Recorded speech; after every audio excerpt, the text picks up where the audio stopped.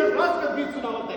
सुनाई हमार नाम साहब लाल बिहारी बा, बिरहा गायक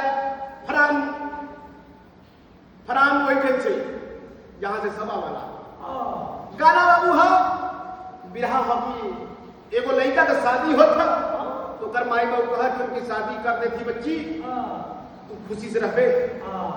तो लड़का कहे कहा बाबू ए बाबू तो लड़का लड़किया के देखे जात पहली बार तो लड़की से कहत कि देखा हम तुझसे बियाह करब के शर्त पे, जब तू हमसे मिलबू आधी रात के रहर में तो कवि जी पहपट कलाई लिखल का लिखल रे प्यास कि आधी रात के मिले आवे कि आधी रात के मिले आवे लो ये सैया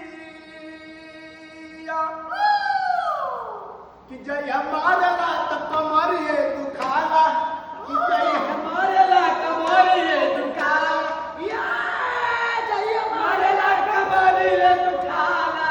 ए बाबू तू एक बार ऐसा मिले कि 9 महीना तक ओकर कमर दुखायल बा। ए डॉक्टर बाबू बता दा दवैया, ए डॉक्टर बाबू